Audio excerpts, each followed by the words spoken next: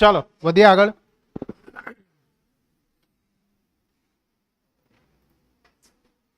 Hello hello hello, voice આવે છે? કમેન્ટમાં જણાવી દેજો જરાક ફર્સ્ટ. ભાઈ વોઇસ આવે છે? જોને જોઈએ.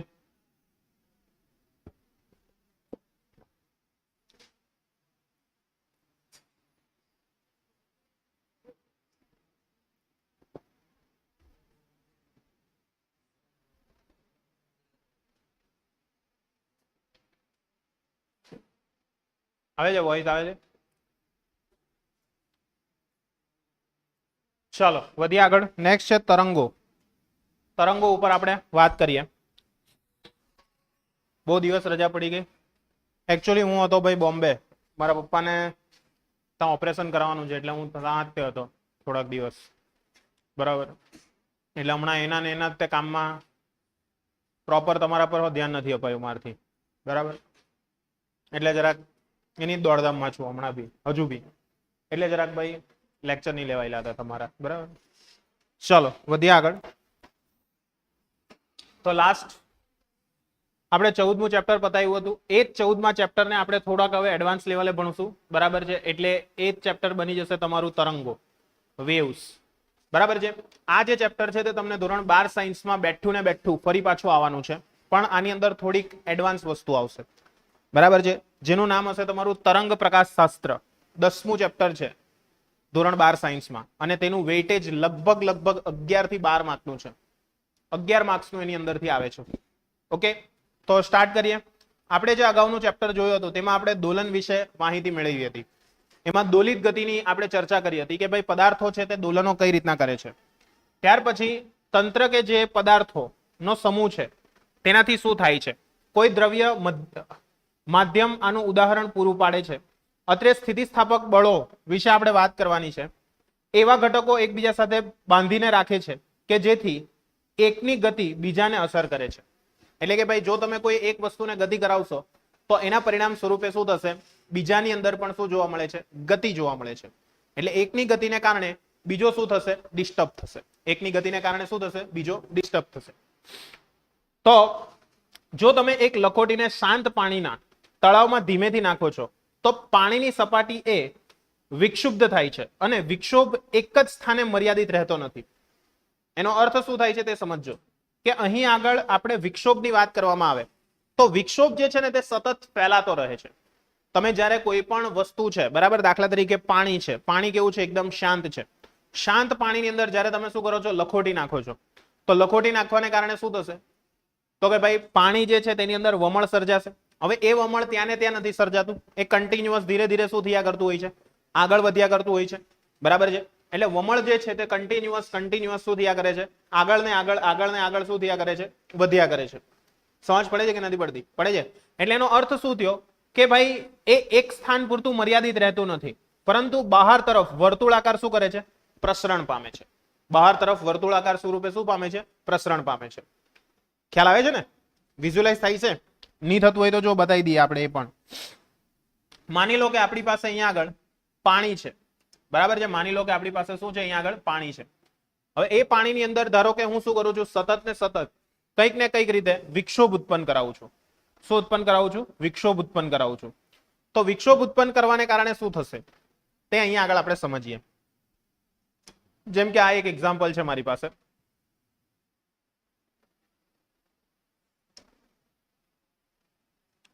આ એક એક્ઝામ્પલ છે તે સમજીએ. અહીંયા આગળ આપણે વેવ્સ વિશે ચર્ચા કરીએ. આ જે છે તે શું છે, આખું પાણી છે. કેવું પાણી છે? સ્થિર પ્રાણી.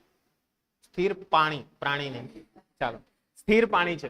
હવે સ્થિર પાણીની અંદર શું કરવામાં આવે, આ રીતના ટીપું પાડવામાં આવે તો શું થયું જુઓ, વેવ્સ શું થાય છે, એક જ જગ્યાએ નથી રહેતું, એ શું થાય છે, ધીરે ધીરે આગળ વધે છે, મૂવ થાય છે. એટલે વિક્ષોભ કોઈ પણ દિવસ એક જગ્યાએ સ્થિર રહેતો નથી.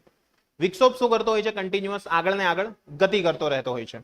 બરાબર છે. વિક્ષોભ આગળ ને આગળ શું કરતો રહે છે, ગતિ કરતો રહે છે. તેવું આપણને શું થાય છે, જોવા મળે છે. સમજ પડે છે? અને તે સ્થાન પર વર્તુળો ઝડપથી આગળ તરફ બહાર ગતિ કરતા દેખાશે. આનાથી એવું લાગે છે કે વિક્ષોભના બિંદુથી બહાર તરફ પાણી ગતિ કરી રહ્યું હોય. આપણને એવું જ અનુભવ થાય ને કે પાણી છે તે ગતિ કરી રહ્યું છે, પણ રિયલમાં એ ગતિ નથી કરતું. એ શું થાય છે, ત્યાં ફક્ત ઉપર નીચે થતું હોય. શું થતું હોય છે? ઉપર નીચે થતું હોય છે. સમજ પડે છે કે નથી પડતી? પડે છે. એટલે આ જે વિક્ષુબ્ધ સપાટી જે છે, પ્રક્ષુબ્ધ સપાટી છે, તો આ સપાટી પર થોડા બૂચના ટુકડાઓ મૂકીને એવું જોઈ શકાય છે કે બૂચના જે ટુકડાઓ છે તે ઉપર નીચે ધીરે ધીરે શું કરે છે? ગતિ કરે છે. એટલે કે વિક્ષોભના કેન્દ્રથી દૂર જતા નથી. એ દર્શાવે છે કે વર્તુળાકાર સાથે પાણીનો જથ્થો બહાર તરફ વહન પામતો નથી, પરંતુ ગતિમાન વિક્ષોભ ઉત્પન્ન થયેલ છે તેમ આપણને લાગે છે. સમજ પડે છે? એટલે અહીંયા આગળ જે વિક્ષોભ ઉત્પન્ન થાય છે, એ વિક્ષોભ ઉત્પન્ન થાય તેની અંદર આપણને શું જોવા મળે છે? તો કે આ રીતના કન્ટિન્યુઅસ જો પાણી પડતું રહે તો આપણને એવું લાગે કે આ પાણી છે તે આગળ વધે છે, બટ રિયલમાં એ પાણી આગળ વધતું નથી. પાણી ત્યાં શું થતું હોય છે? ઉપર નીચે થતું હોય છે. ઓકે, પાણી શું થતું હોય છે? ઉપર નીચે થતું હોય. હવે આપણને આગળ તરફ ગતિ કરતું શા માટે લાગે છે? તો કે ભાઈ જેમ જેમ આની અંદર વિક્ષોભ ઉત્પન્ન થતો જશે તેમ તેમ એ ડિસ્ટર્બન્સ કેવું થતું જશે? વધતું જશે. એ વધતું જાય એને કારણે શું થશે? જે નજીકના અણુઓ છે, બરાબર છે, જે જગ્યા પર તમે સતત વિક્ષોભ ઉત્પન્ન કરાવો છો ત્યાંના અણુઓનું કંપન જે છે તે શું થતું જાય છે? વધતું જાય છે. એના પરિણામ સ્વરૂપે બાજુવાળો જે કણ છે તે પણ શું પામે છે? કંપન પામે છે. ખ્યાલ આવે છે? અને ધીરે ધીરે એ કંપન છે તે દૂર જતા કેવું થતું જાય છે? ઓછું થતું જાય છે. એટલે તમને સૌથી વધારે પાણી હલતું ક્યાં દેખાશે? જે જગ્યાએ વિક્ષોભ ઉત્પન્ન કર્યો હશે ત્યાં આગળ વધારે હલતું દેખાશે. સમજ પડે છે? અને જેમ જેમ તમે દૂર જશો તેમ તેમ એ કેવું હશે? ધીરું હશે. ખ્યાલ આવે છે કે નથી આવતો? આવે છે? ક્લિયર છે? એટલે આ વિક્ષોભની જે ગતિ છે તે દરમિયાન તમને આ બધી વસ્તુઓ ત્યાં આગળ શું થાય છે? જોવા મળે છે. સમજ પડે છે કે નથી પડતી? પડે છે? જેમ કે અહીંયા આગળ જો તમને એક એક્ઝામ્પલ આપ્યું છે, એક જ તે પોઈન્ટ પાણી પડે છે, બરાબર છે, એક જ બિંદુ પાણીનું ટીપું પડ્યું, જુઓ તો શું થયું? એક જ બિંદુ પાણીનું પડ્યું તો દેખાય છે ને? ક્લિયર? કે અહીંયા આગળ આપણને એવું લાગે પાણી આગળ જાય છે, પણ રિયલમાં એ પાણી આગળ જતું નથી. સમજ પડે છે બધાને? ક્યાં નથી પડતી? પડે છે? એટલે ત્યાં આગળ ફક્ત ને ફક્ત શું થાય છે? એ જે વિક્ષોભ છે તે શું કરે છે? ઉપર નીચે શું કરે છે? ગતિ કરે છે. કઈ તરફ ગતિ કરે છે? ઉપર નીચે ગતિ કરે છે. તો આવું આપણે જોઈ શકીએ છીએ. ત્યાર પછી આ વર્તુળો દ્વારા આપણે એને દર્શાવી શકીએ. બીજી વસ્તુની વાત કરીએ તો આપણે જ્યારે બોલીએ છીએ, બરાબર છે, ત્યારે ધ્વનિ આપણાથી બહાર અને દૂર તરફ ગતિ કરે છે, પરંતુ માધ્યમના એક ભાગને બીજા ભાગ તરફ હવા જતી નથી. હવા તો ત્યાંની ત્યાં જ છે. ત્યાં આગળ શું થાય છે? ફક્ત ને ફક્ત આપણું તરંગ જે છે, આપણે જે બોલીએ છીએ તે ફક્ત શું થાય છે? આગળ વધે છે. અને એ આગળ કઈ રીતના વધે છે? સંઘનન અને વિઘનન દ્વારા. શેના દ્વારા? સંઘનન અને વિઘનન દ્વારા. હવે સંઘનન વિઘનન શું છે તેના માટેની પણ એક વસ્તુ છે આપણી પાસે અવેલેબલ. ટ્રાય કરીએ, મળી જાય તો. સંઘનન વિઘનન દ્વારા આગળ વધે છે. જેમ કે અહીંયા એક એનું એક બહુ મસ્ત એક્ઝામ્પલ છે મારી પાસે. જેમ કે આ દોરી, આને જોજો, આ સ્ટ્રિંગ છે તેને, બરાબર છે. હવે આ સ્ટ્રિંગને હું શું કરાવું છું તે જોજો, તમે ખાસ જોજો, બરાબર. આ એક્ઝામ્પલ બહુ ઇમ્પોર્ટન્ટ છે. જેમ કે આને હું ઉપર તરફ મૂવ કરાવું છું આ રીતના, તો શું થાય છે? તમને શું જોવા મળે છે? બોલો. આ જુઓ, આને ઓસિલેશન કરાવું છું, આનો એમ્પ્લિટ્યુડ ઓછો કરી દઈએ, સોરી વધારી દઈએ, થોડો ફ્રીક્વન્સી ઓછી રાખીએ. આ જુઓ, હવે એક્ઝેક્ટ જોશો તો તમને આઈડિયા આવશે. આમાં શું દેખાય છે તમને? એમ્પ્લિટ્યુડ થોડોક વધારે જો, શું દેખાય છે તમને? આપણને એવું લાગે કે આખું આગળ જાય છે, પણ રિયલમાં એ આગળ જાય છે ના. તમે આ એક કણને ઓબ્ઝર્વ કરો, ખાલી આ એક કણને, એ ખાલી ઉપર નીચે જ થાય છે. દેખાય છે?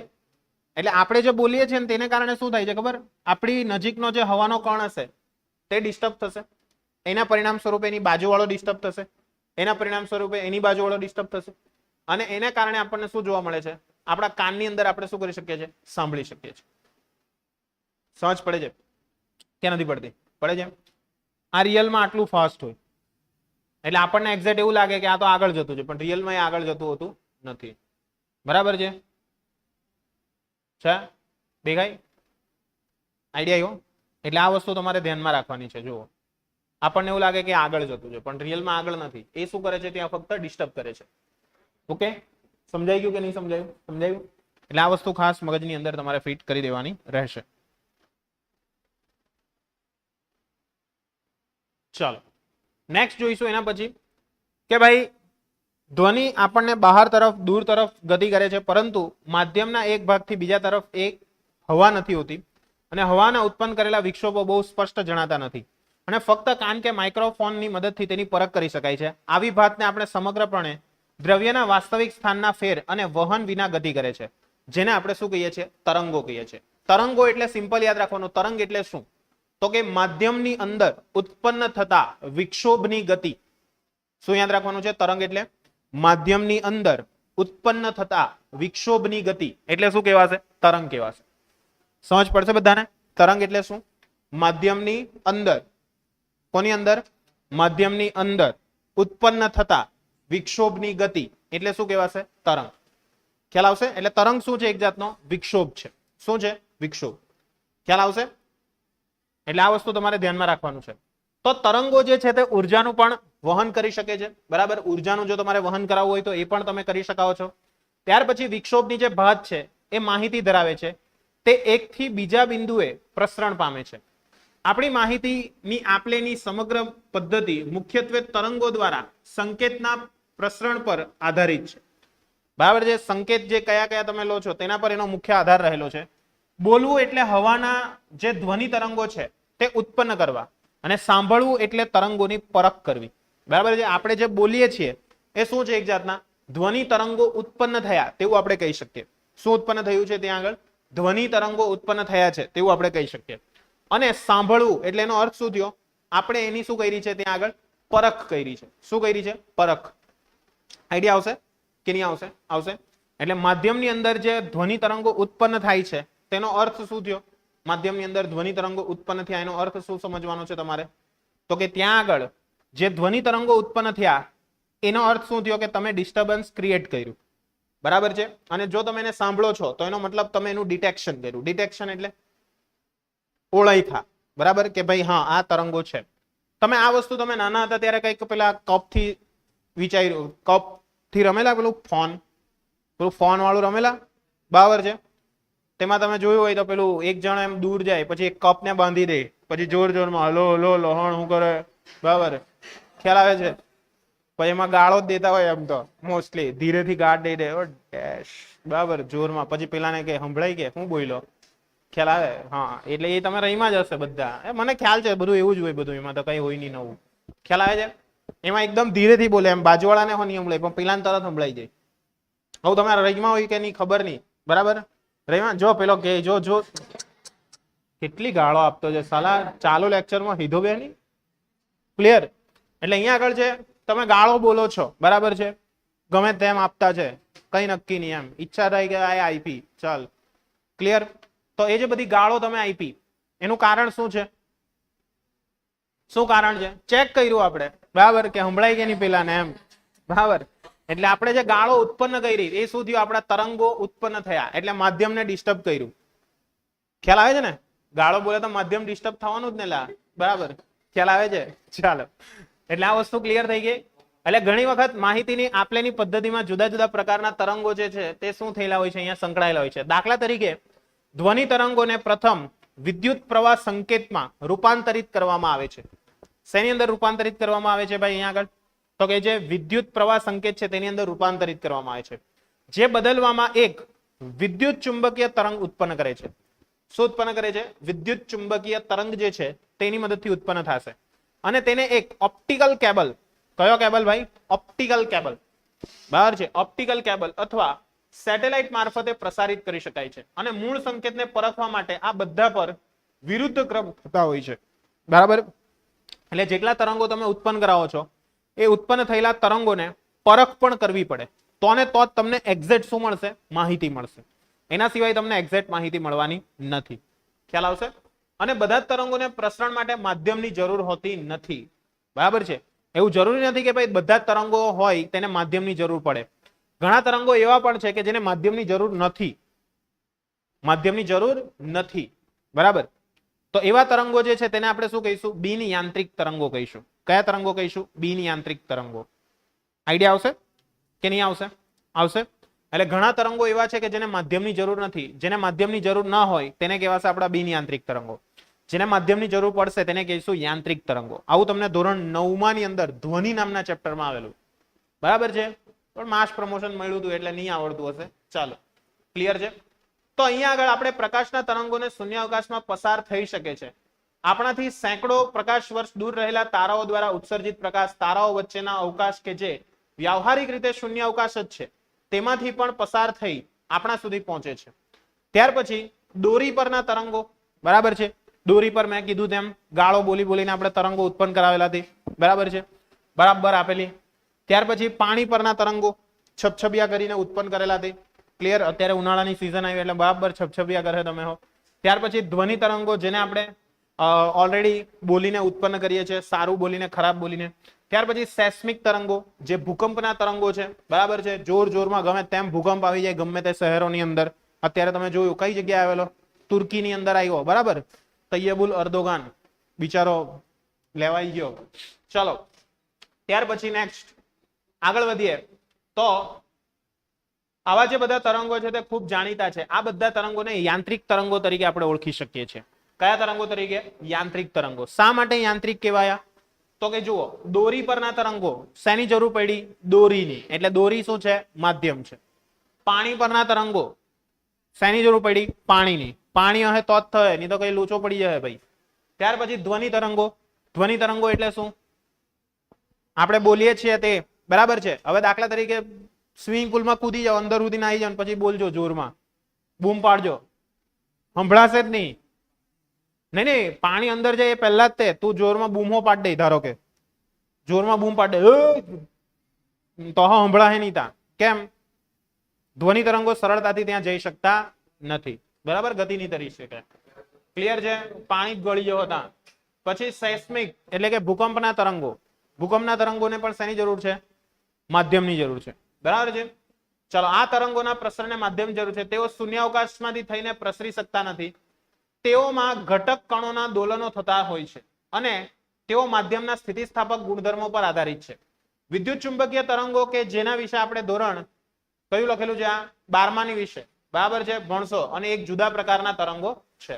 વિદ્યુત ચુંબકીય તરંગોની અંદર આપણે 12મામાં ભણશું. 8મું ચેપ્ટર છે, 8મું. ફક્ત 2 માર્કનું ચેપ્ટર ને એક જ લેક્ચરમાં પતે તેવું ચેપ્ટર, બરાબર છે. એની અંદર આપણે ભણશું.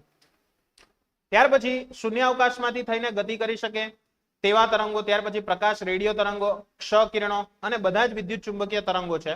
અને શૂન્યાવકાશમાં બધા વિદ્યુત ચુંબકીય તરંગોની ઝડપ એક સરખી c જેટલી છે, બરાબર. c એટલે તમને બધાને જ ખબર છે, 299, 792, 458, બરાબર છે, જેને 3 × 10⁸ કહીએ છે, બરાબર છે. ગાળાગાળી વિશે વિચારવું નહીં.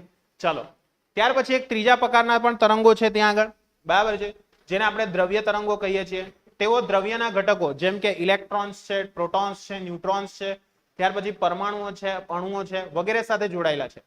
તેઓ કુદરતના ક્વોન્ટમ મિકેનિકલ વર્ણનમાં ઉદ્ભવે છે અને જે તમે અગાઉના અભ્યાસમાં શીખશો, બરાબર છે. આગળથી તમે એનો અભ્યાસ કરશો ત્યારે તમે એને શીખી શકો છો. યાંત્રિક અને વિદ્યુત ચુંબકીય તરંગો કરતા વૈચારિક રીતે તેઓ બહુ અમૂર્ત હોવા છતાં આધુનિક ટેકનોલોજીમાં મૂળભૂત એવી રચનાઓ તેઓના ઉપયોગ જણાય છે. જેમ કે ઇલેક્ટ્રોન સાથે સંકળાયેલા દ્રવ્ય તરંગોનો ઉપયોગ ઇલેક્ટ્રોન માઇક્રોસ્કોપમાં થાય છે.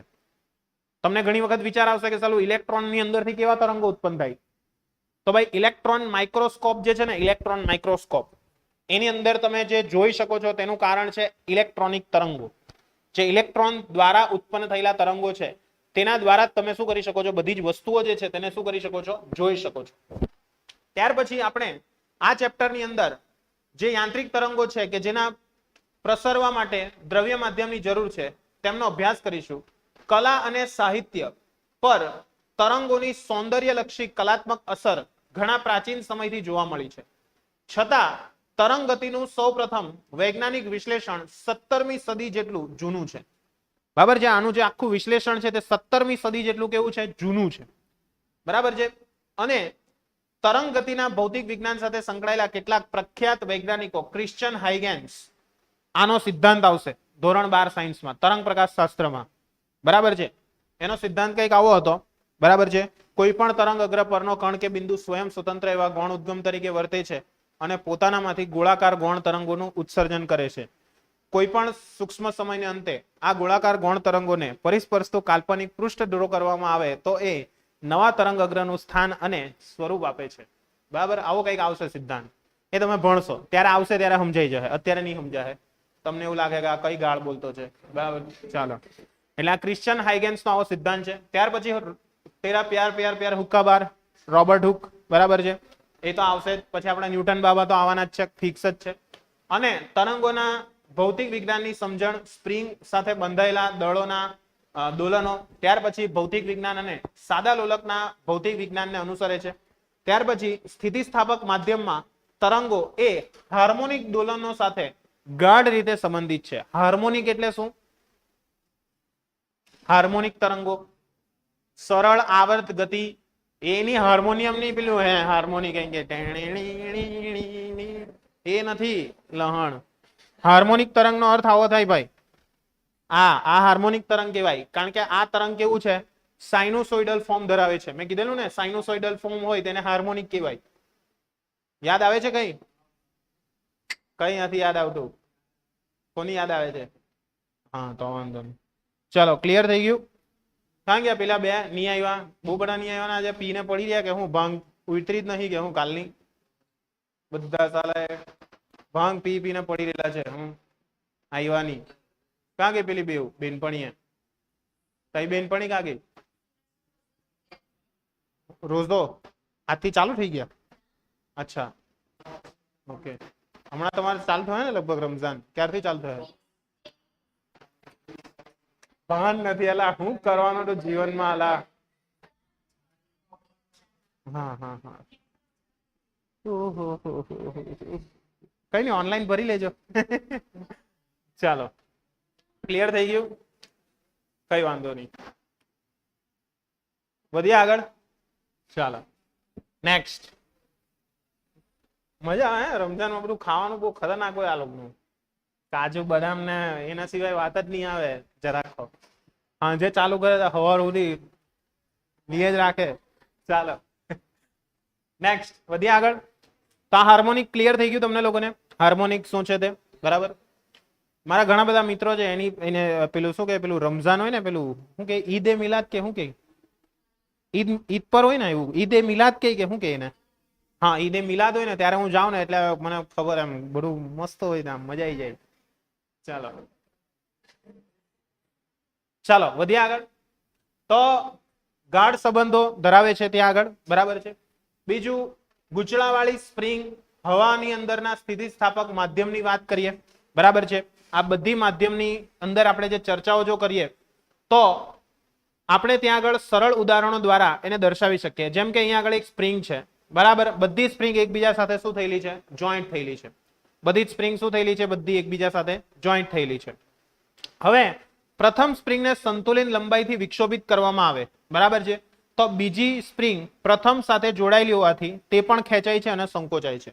આ જ રીતે આ પ્રક્રિયા આગળ વધશે અને વિક્ષોભ એક છેડેથી બીજા છેડા પર સતત જશે અને દરેક સ્પ્રિંગ તેના માધ્યમાન સ્થાનની આસપાસ નાના દોલનો કરે છે. એટલે અહીંયા તમે શું કર્યું? ફક્ત ત્રણ સ્પ્રિંગને એકબીજા સાથે શું કરી દીધી? જોડી દીધી. પછી મેં શું કર્યું? ફક્ત કોઈ એક સ્પ્રિંગને ખેંચી. તો એક સ્પ્રિંગને ખેંચતા શું થશે? એક સ્પ્રિંગને ખેંચીશ તો શું થશે? તો કે જેવી હું કોઈ એક સ્પ્રિંગને ખેંચીશ કે તરત જ શું થશે ત્યાં આગળ? તો કે ભાઈ બીજી સ્પ્રિંગ, ત્યાર પછીની ત્રીજી સ્પ્રિંગ, આ બધી સ્પ્રિંગની અંદર શું થવા લાગશે?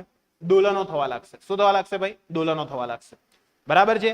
તો આ દોલનો જે હશે, બરાબર, એવું જરૂરી નથી બધામાં સરખા હશે, પણ નાના અંશે એની અંદર શું થયેલા જોવા મળશે? આપણને દોલનો થયેલા જોવા મળશે, બરાબર છે.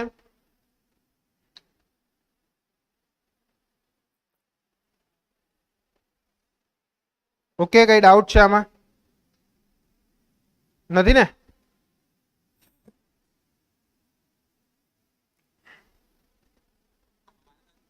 ચાલો, ક્લિયર થઈ ગયું?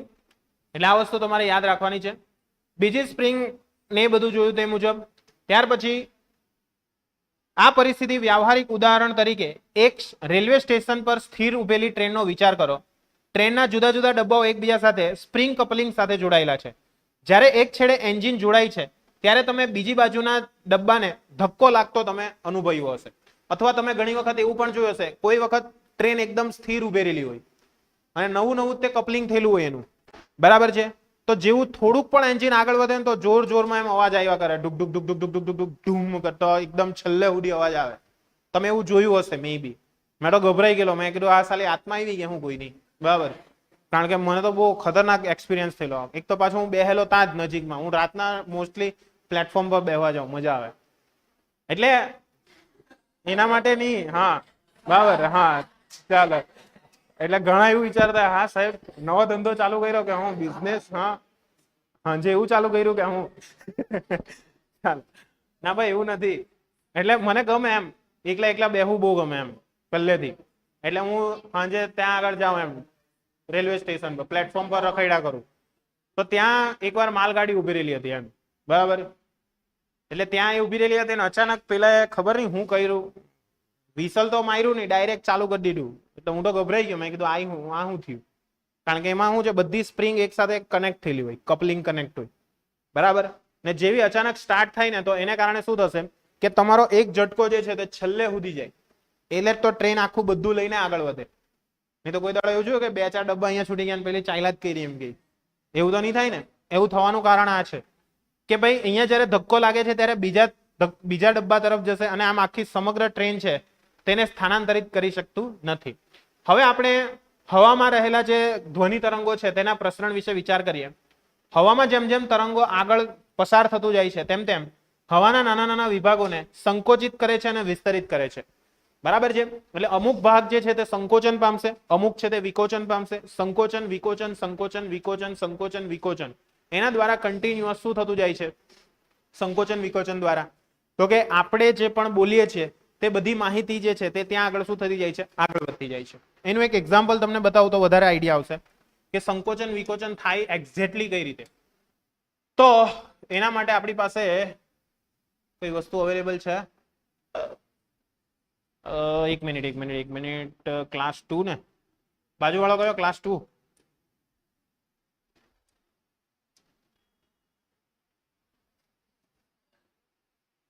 લાવ નહીં પેલું તો હું કેવા તો એમાં સમજ નહીં પડે.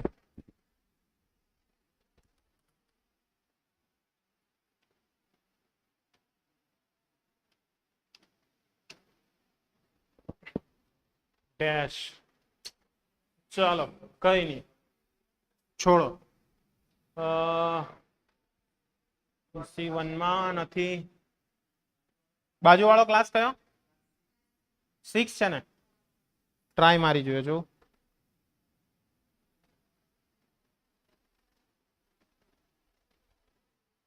પેલા એ જ હતો લગભગ.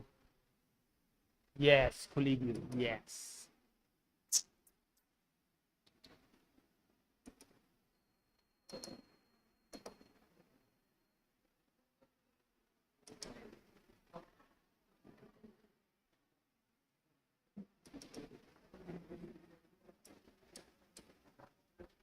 બતાવી દઉં, જોજો. 9મા ધોરણમાં આવેલું છે આ, પણ તમે હવે 9મું શીખેલા નહીં એટલે મારે જરાક બતાવવું પડે,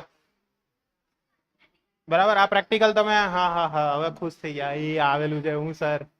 ચાલો પ્રેક્ટિકલ આવે છે આ તમને, બરાબર. હવે ગમે તેમ પ્રેક્ટિકલ આવ્યો હશે તમને.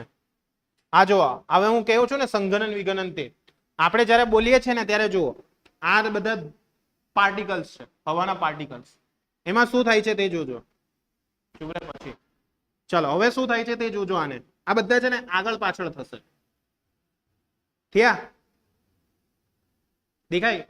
એટલે અહીંયાથી જયારે વોઇસ જશે ત્યારે જો આની વચ્ચે શું જોવા મળે છે? જગ્યા જોવા મળે છે. એટલે આ જે ઘટના છે તેને કહેવાય વિઘનન. શું કહેવાય? વિઘનન. આ બધા કેવા છે? ભેગા છે, એટલે એને કહેવાશે સંઘનન. સંઘનન એટલે ભેગા થવું, વિઘનન એટલે છૂટા પડવું. એટલે આપણે જે કોઈ પણ માહિતી બોલીએ છીએ તે સંઘનન અને વિઘનન દ્વારા શું થાય છે? આપણા સુધી પહોંચે છે. દેખાય? એટલે પોતાના મધ્યમાન સ્થાનની આસપાસ શું થશે? દોલન થશે, બરાબર છે. આઈડિયા આવશે? તો આ બધા તરંગોને કયા તરંગો કહેવાશે? યાંત્રિક તરંગો કહેવાશે. કયા કહેવાશે? યાંત્રિક તરંગો. બિન યાંત્રિક તરંગો જે હશે તે બધા કયા સ્વરૂપે આગળ વધશે? તો કે એ શૃંગ અને ગર્ત દ્વારા આગળ વધશે. શા દ્વારા આગળ વધશે? શૃંગ અને ગર્ત. બરાબર છે.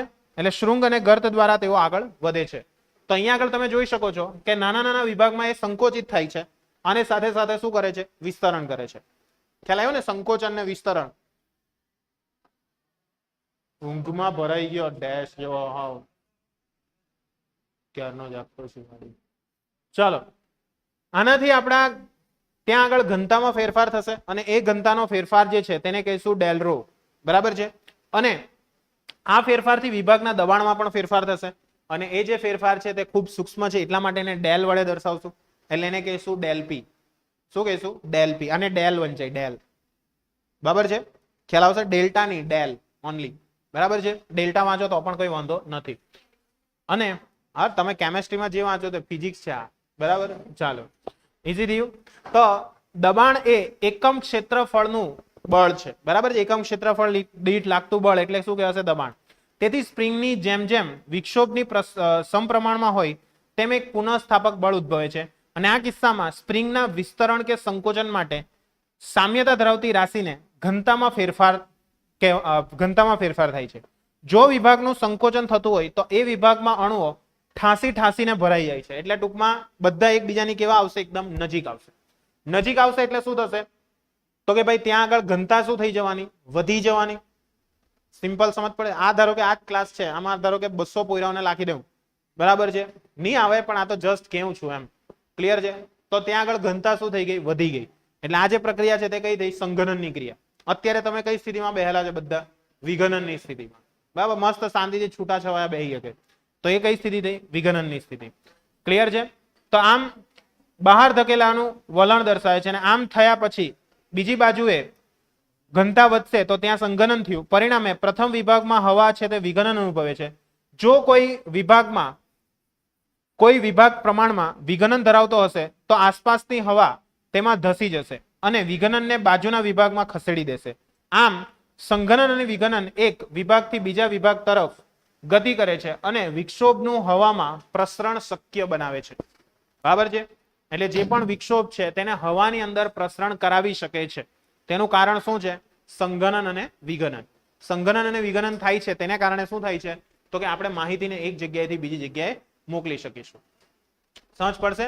તો આમ ઘન પદાર્થોની વાત કરવામાં આવે તો ઘન પદાર્થોની અંદર આવા જ તર્ક લગાડી શકાય. ત્યાર પછી સ્ફટિકમય પદાર્થમાં પરમાણુઓ કે પરમાણુના સમૂહો આવર્ત લેટિસમાં ગોઠવાયેલા હોય છે ને આમ દરેક પરમાણુ કે અણુના સમૂહ જે છે તે આસપાસના પરમાણુઓ દ્વારા લાગતા બળોને લીધે સંતુલનમાં હોય છે અને બીજા પરમાણુઓને સ્થિર રાખી એક પરમાણુનું સ્થાનાંતરણ કરવામાં આવે તો સ્પ્રિંગની જેમ તેઓ પુનઃસ્થાપક બળ ઉદ્ભવે છે. આથી તેઓ લેટિસના પરમાણુ અંત્ય બિંદુ સુધી તેમની એક જોડ રચાયેલી હોય તેમની વચ્ચે સ્પ્રિંગ ગણી શકાય તેવું આપણે કહી શકીએ. એટલે કહેવાનો તાત્પર્ય એવો છે ભાઈ મારો, આમાં બીજું કંઈ નથી. જેમ કે આ છે, ઉભો રે, રૂકો જરા, સબર કરો. હા, જેમ કે આ છે આપણો એક ઘન પદાર્થ છે. તો ઘન પદાર્થની અંદર શું થાય? તો કે બધા જે પરમાણુઓ છે તે એકબીજા સાથે શું થયેલા હશે? એકદમ ચુસ્ત રીતે ગોઠવાયેલા હશે. કેવા ગોઠવાયેલા હશે? ચુસ્ત રીતે. એના પરિણામ સ્વરૂપે જો તમે કોઈ એકને ડિસ્ટર્બ કરશો તો શું થશે? બીજો પણ ડિસ્ટર્બ થશે, પણ કેવો ડિસ્ટર્બ થશે? ઓછો ડિસ્ટર્બ થશે. સમજ પડે છે? જુઓ અહીંયા આગળ બીજો થાય છે ડિસ્ટર્બ, પણ કેવો થાય છે? ઓછો. પછી ધીમે ધીમે ક્રમશઃ જો ડિસ્ટર્બન્સની માત્રા વધતી જશે તો એનું પણ ડિસ્ટર્બન્સ કેવું થતું? વધતું ગયું. દેખાય? અહીંયા આગળ ડિસ્ટર્બન્સ કેવું થઈ ગયું? વધી ગયું. અને એ જે વધેલું ડિસ્ટર્બન્સ છે તે આગળ ને આગળ શું કરશે? ટ્રાન્સફર કરશે. જેને પરિણામ સ્વરૂપે આપણને શું રચાયેલું જોવા મળશે? તરંગ રચાયેલું જોવા મળશે. નહીં ખબર પડી? આઈડિયા આવ્યો? એટલે આટલી વસ્તુ ખાસ મગજની અંદર ફિટ કરી દેજો. અને આમ એ ડિસ્ટર્બન્સ જે છે તે લેટિસના અંત્ય પરમાણુ સુધી ત્યાં આગળ શું થાય છે? પહોંચે છે. સમજ પડી કે નહીં પડી? પડી. તો હવે આવે છે લંબગત તરંગ અને સંગત તરંગ, જે મેં ઓલરેડી તમને શીખવાડી દીધેલું છે. લંબગત તરંગ એટલે શું અને સંગત તરંગ એટલે શું? સંગત તરંગ એટલે સિમ્પલ યાદ રાખવાનું કે જે તરંગો નું પ્રસરણ, બરાબર છે, જે તરંગોનું પ્રસરણ માધ્યમના પ્રસરણની દિશામાં થતું હોય એટલે કે સમાંતર થતું હોય તો એને કહેવાશે સંગત તરંગ. બરાબર છે? અને જે તરંગોનું પ્રસરણ લંબ દિશામાં થતું હોય તેને કહેવાશે આપણા લંબગત તરંગો. આઈડિયા આવશે બધાને કે નહીં આવશે? આવશે. એટલે સંગત તરંગો, લંબગત તરંગો ક્લિયર થાય છે કે નથી થતું? થાય છે કે નથી થતું? થાય છે.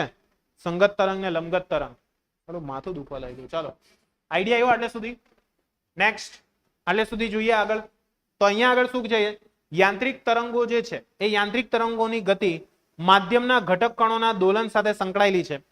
જો માધ્યમના ઘટક કણો તરંગ પ્રસરણની દિશાને લંબ રૂપે દોલન કરતા હોય, તરંગ પ્રસરણની દિશાને કેવા? લંબ રૂપે. માની લો કે અહીંયા આગળ આ જે તરંગ છે તેમાં આપણું તરંગનું પ્રસરણની દિશા કઈ છે? તરંગ પ્રસરણની દિશા, તરંગ કઈ તરફ જઈ રહેલું હોય તેવું લાગે આપણને? આ તરફ જતું હોય તેવું લાગે. બરાબર છે? ખ્યાલ આવે છે ને? હા, એટલે અહીંયા જુઓ તો આ તરંગ કયું થયું? સંગત થયું કે લંબગત થયું? બે ડેશ લોકો, મેં શું કીધું? તરંગ જાય છે આ તરફ, દોલન કઈ તરફ થયું? ઉપર નીચે. પ્રસરણની દિશા કઈ? આ. દોલનની દિશા કઈ? આ. પરસ્પર કેવા થયા? લંબ. એટલે આ તરંગ કયું થયું? લંબગત તરંગ. નહીં ખ્યાલ આવ્યો? ખ્યાલ આવ્યો? અહીંયા શું થયું તે સમજાય છે કે નથી સમજાતું? સમજાય છે. આપણું તરંગ પ્રસરણ કઈ તરફ પામે છે? આ તરફ. બરાબર છે. પણ એનું દોલન જે છે તે દોલન કઈ દિશામાં થાય છે? આ ઉપર નીચેની દિશામાં થાય છે. એટલા માટે આ તરંગને કયું તરંગ કહેવાશે? લંબગત તરંગ કહેવાશે. કયું તરંગ કહેવાશે? લંબગત તરંગ. કાં ખોવાઈ ગઈ લસણી? ચાલો, ઈઝી છે. એટલે આટલે સુધી ક્લિયર. માની લો કે આને થોડુંક ડિસ્ટર્બ કરી નાખીએ. એટલે નહીં થયું, આવું નહીં ચાલે. નહીં થતું લૂઝ એન્ડ. ચાલો આને લૂઝ એન્ડ કરી દઈએ. બરાબર છે. તો શું થશે? છે તો શું થયું? અહીંયા આગળ જુઓ, આ પણ કન્ટિન્યુઅસ શું થવા લાગ્યું? ઉપર નીચે થવા લાગ્યું. તો અહીંયા આગળ જે આપણે ડિસ્ટર્બન્સ કરીએ છીએ તેના જેટલો ડિસ્ટર્બન્સ ત્યાં નહીં આવશે. તેનાથી કેવો આવશે? થોડો ઓછો આવશે. અને નો એન્ડ રાખશો તો તમને એવું જ લાગશે કે એ ચાલ્યું ઇનફાઇનાઇટ. ખ્યાલ આવે છે ને કે નહીં આવે છે? એટલે આ કયું તરંગ થયું? લંબગત તરંગ. લંબગત શા માટે કહેવાયું? તરંગ પ્રસરણની દિશા કરતા આપણા જે કણોના દોલનની દિશા છે તે કેવી છે? લંબ છે. એટલા માટે શું કહેવાશે એને? લંબગત તરંગો કહેવાશે. કયા તરંગો કહેવાશે? લંબગત તરંગો કહેવાશે. ખ્યાલ આવશે બે ખ્યાલીમાં? ચાલો અહીંયા આગળ શું થશે? આ શું થયું? આ કયું તરંગ બન્યું? સંગત તરંગ થયું. કારણ કે અહીંયા શું થયું? તરંગ પ્રસરણની દિશા આ તરફ છે અને આનું દોલન પણ કઈ દિશામાં થયું? એ જ દિશામાં થયું. એટલા માટે આને કયા તરંગો કહેવાશે? સંગત તરંગો. જો સંગત તરંગ કહી તો સંગત તરંગની વ્યાખ્યા શું લખવાની? તરંગ પ્રસરણની દિશા અને કણોના દોલનની દિશા એક સમાન હોય તો તેવા તરંગોને કયા તરંગો કહેવાશે? સંગત તરંગો. બરાબર છે. લંબગત તરંગો એટલે શું? લંબગત તરંગો એટલે શું? તરંગ પ્રસરણની દિશા અને બીજા કોની દિશા? દોલનોની દિશા પરસ્પર એકબીજાને કેવી હોય? લંબ હોય. તો એને શું કહેવાશે? લંબગત તરંગો કહેવાશે. કયા તરંગો કહેવાશે? લંબગત તરંગો. ખ્યાલ આવશે બે ખ્યાલીમાં કે નહીં આવશે? આવશે. પાકું પાકું કે કાચું પાકું? પાકું પાકું. હું પાછું પાછું લે ડેશ. ચાલો ઈઝી છે. તો આ વસ્તુ તમે જોઈ લીધી. અહીંયા આગળ આઈ થિંક આઈડિયા આવી ગયો હશે કે અહીંયા જો લખેલું છે કે ભાઈ કણોના દોલનની સાથે સંકળાયેલા છે. જો માધ્યમના ઘટક કણો તરંગની પ્રસરણ દિશાને લંબ રૂપે દોલન કરતા હોય તો તેઓ આપણને લંબગત તરંગ કહીએ છીએ. જો તેઓ તરંગ પ્રસરણ દિશાને સમાંતર દોલન કરે તો આપણે તેને સંગત તરંગ કહીએ છીએ. કયા તરંગો કહીએ છીએ? સંગત તરંગો. ત્યાર પછી અહીંયા આગળ ઉપર નીચે એક આંચકો આપવાથી પરિણમેલું એક સ્પંદન દોરી પર રચાયેલું તમે જોઈ શકો છો. આ સ્પંદ કહેવાય. આને શું કહેવાય? સ્પંદ. બરાબર છે. સ્પંદ યાદ રાખજો આ વસ્તુ. બીટ. બીટ ખબર પડે છે ને? બીટ. બીટ આપે ને પેલી બીટ. હા તે એ સ્પંદ કહેવાય. સ્પંદ. દાખલા તરીકે ઢોલકું તમે એક વખત એમ ઠોઈકું તો એ શું થયો? સ્પંદ. શું થયો? સ્પંદ. ખ્યાલ આવે છે? એને સ્પંદ કહેવાશે. ચાલો તો અહીંયા આગળ તમે જોઈ શકો છો કે ઉપર નીચે એક આંચકાથી પરિણમેલું એક સ્પંદ એટલે કે એનો વિક્ષોભ છે તે દર્શાવ્યું છે. જો સ્પંદના પરિમાણની સરખામણીએ દોરી ખૂબ લાંબી હોય, ખાસ ધ્યાન રાખજો, જો દોરીની લંબાઈ વધારે છે અને જે આપણે ઝટકો આપીએ છીએ એ ઝટકો કેવો છે? એકદમ ઓછો છે, નાનો છે, તો શું થશે? તો જો એ જ વસ્તુ મેં અહીંયા તમને બતાવું છું. જેમ કે અહીંયા આગળ રૂકો જરા, સબર કરો. બરાબર છે. દોરીની લંબાઈ કેવી છે? બહુ છે. આને ફિક્સ કરી દઈએ એટલે તમને વધારે આઈડિયા આવે. બરાબર છે. હવે હું શું કરું છું તો કે ભાઈ અહીંયા આગળ એની ફ્રીક્વન્સી ઓછી કરી નાખું. એટલે કે હું જે ઝટકો આપું છું એકદમ ધીરે ધીરે આપું છું. તો શું થાય છે તે જુઓ. શું થયું? ત્યાં તરંગ રચાયું? રચાયેલું જ નહીં હોય એવું લાગે. એમ ખાલી ઉપર નીચે ખેંચતા છે એવું લાગ્યા કરે. તો એનો અર્થ શું થયો? જો દોરીની લંબાઈ વધારે હોય અને જે આપણે આપવામાં આવેલો ઝટકો ઓછો હશે તો ત્યાં તરંગ જે છે તે વહેલું શું થઈ જશે? વિલુપ્ત થઈ જશે. તરંગ શું થઈ જશે? વહેલો વિલુપ્ત થઈ જશે. માની લો કે દોરીની તરંગ જે દોરીની લંબાઈ છે તેના કરતા ઝાટકો મોટો છે, ફૂલ ઝાટકો આપીએ તો શું થશે? દેખાય? ખ્યાલ આવે છે શું થાય ત્યાં? તરંગ કન્ટિન્યુ ચાલ્યા કરે લસણિયું. આઈડિયા આવે છે? કેમ રડતી છે? તને નહીં ઝટકો આપ્યો અહીંયા જો. બરાબર, ચાલો ક્લિયર થઈ ગયું એટલે સુધી? કઈ ડાઉટ છે? નથી ને? એટલે આ વસ્તુ તમારે યાદ રાખવાની રહેશે. સમજાય છે? જો આંચકો ખૂબ મોટો હશે તો શું થશે ત્યાં આગળ? તરંગ જે છે તે કન્ટિન્યુ પોતાની ગતિ ચાલુ રાખશે. બરાબર છે? ચલો ધ્યાન રાખજો ભાઈ, નહીં તો આંચકા આવી જાય ખોટા. ચલો ઈઝી છે. તો અહીંયા આગળ જો મેં કીધું તે મુજબ કે જો સ્પંદનું પરિમાણ ની સરખામણીએ દોરી ખૂબ લાંબી હોય, બરાબર છે, તો બીજા છેડે પહોંચતા તે અગાઉ સ્પંદ મંદ પડી જશે. કેવું પડી જશે? મંદ પડી જશે. અને તે છેડા પરથી થતું પરાવર્તન અવગણી શકાય તેવું છે ને આવી પરિસ્થિતિ દર્શાવે છે. પરંતુ આ વખતે બાહ્ય પરિબળ દોરીના એક છેડે સતત આવર્ત ગતિ એટલે કે આંચકા સાથે ઉપર નીચે ગતિ કરે છે. અને બંને કિસ્સામાં દોરીના ખંડ જે છે જ્યારે સ્પંદન કે તરંગ તેમનામાંથી પસાર થાય છે તેમના સરેરાશ સંતુલન સ્થાનની આસપાસ દોલન કરે છે. અને આ દોલનો દોરી પર તરંગ ગતિની દિશાને લંબ રૂપે છે. આથી આ જે છે તેને આપણે શું કહીશું? લંબગત તરંગો કહીશું. કયા તરંગો કહીએ છીએ? લંબગત તરંગ. ખ્યાલ આવશે બધાને કે નહીં આવશે? આવશે? ક્લિયર છે? એટલા માટે આ વસ્તુ ધ્યાન રાખજો. આથી આપણે જે તરંગો છે તેને આપણે શું કરી શકીએ છીએ? તો કે ભાઈ ત્યાં આગળ જે તરંગો છે તેને બે રીતે જોઈ શકીએ. આપણે સમયની સાથે કોઈક સ્થાન નિશ્ચિત કરી દઈએ તો આપણે અવકાશમાં તેને ચિત્રિત કરી શકીએ અને આપેલી ક્ષણ માટે સમગ્ર અવકાશમાં તરંગનો આકાર આપણને મળશે. જેમ કે અહીંયા આગળ જુઓ, આપણે તરંગનો આકાર જોઈએ છે તો આપણે શું કર્યું? ઝટકા આપી દીધા અને પછી સ્ટોપ કરી દીધું. તો એના દ્વારા તમને શું મળી ગયો? તરંગનો આકાર મળી ગયો. બરાબર છે? એટલે આવી રીતના તમે તરંગનો આકાર જે છે તે મેળવી શકો છો. આઈડિયા આવશે કે નહીં આવશે? આવશે. એટલે આ રીતના તમે એનો તરંગનો જે આકાર છે તે મેળવી શકો છો. બરાબર છે? અને સમય સાથે તેના દોલનની ગતિનું નિરીક્ષણ પણ કરી શકો છો. બરાબર છે? ખ્યાલ આવે છે? અથવા તમારે બીજી રીતે એક સ્થાનના એક નિશ્ચિત કરીને સમય સાથે તેની દોલિત ગતિનું નિરીક્ષણ કરવાનું. જેમ કે અહીંયા આગળ જુઓ, એનું પણ એક એક્ઝામ્પલ તમને આપું છું. તમારે અહીંયા કોઈ એક કણને જ જોવાનો, બીજા કોઈને નહીં જોવાનું. કોને જોવાનું? એક કણને જ જોવાનું. બરાબર છે? જો એક કણને જોશો તો પણ તમને આઈડિયા આવશે કે હા એરું તરંગ ચાલ્યું. જો ખ્યાલ આવે છે? એટલે એક કણનું ઓબ્ઝર્વેશન કરીને પણ તમે શું કરી શકો છો? તરંગને જોઈ શકો છો. સમજાશે કે નહીં સમજાશે? સમજાશે? પપ્પુ જેલા આ ચેપ્ટર કઈ છે નહીં આમાં આવડશે ને? ચાલો ત્યાર પછી ધ્વનિ તરંગના પ્રસરણ માટે ખૂબ જાણીતા ઉદાહરણ સંગત તરંગની પરિસ્થિતિ દર્શાવી છે. જેમ કે હવા ભરેલી લાંબી પાઇપ, એના એક છેડે પિસ્ટન રાખેલો છે. એકાએક ધક્કો મારતા પાછી લાવવામાં આવે કે ખેંચવામાં આવે તો એક સંઘનન અને એક વિઘનનનું સ્પંદન હવામાં ઉત્પન્ન થાય છે. અને જો પિસ્ટનને ધકેલવામાં આવે અને ખેંચવાનું સતત આવર્ત એટલે કે સાઇનુસોઇડલ હોય તો ત્યાં આગળ આપણને સાઇનુસોઇડલ તરંગ જે છે તે ત્યાં આગળ ઉત્પન્ન થયેલું શું થાય છે? જોવા મળે છે. બરાબર છે? તમે આ વસ્તુ ઓલરેડી કરી જ છે. હમણાં ધૂળેટી રહીમાં તેમાં પિચકારી લીધી હોય ને, બલમ પિચકારી જો તુને મુજે મારી. બરાબર? તો એમાં તમે જોયું હશે ઘણી વખત કે જ્યારે તમે પાણી ખેંચો છો તો એ કઈ સ્થિતિ થઈ? સંઘનનની સ્થિતિ થઈ. બરાબર છે? બધું ભેગું કર્યું ને એમ પાણી ખેંચ્યું, પછી પિચકારીની અંદર જેમ એમ જોરમાં લગાડ્યું એટલે શું થયું? વિઘનન. પછી એમાંથી પાણી ખાલી કરવા માટે શું કર્યું? કર્યું ને એવું જોર જોરમાં, તો એ સંઘનન વિઘનનની સ્થિતિ દર્શાવે છે. સમજ પડે છે કે નહીં? બરાબર. અત્યારે તો પાછી નવી પિચકારી આવી. મેં પેલા લસણ ને જોયું કાલે, 2-4 લસણ એમ મસ્ત એમ પેલું બેગ ભેરવેલું હોય, પછી એમ કે તમને પિલ્લાડું એમ કે મેં કહ્યું નીકળ લહણ માર ખાય જો. ચાલો ખ્યાલ આવ્યો? સારું એ તો બચી ગયું, પડ્યું નહીં તો. ખ્યાલ આવ્યો?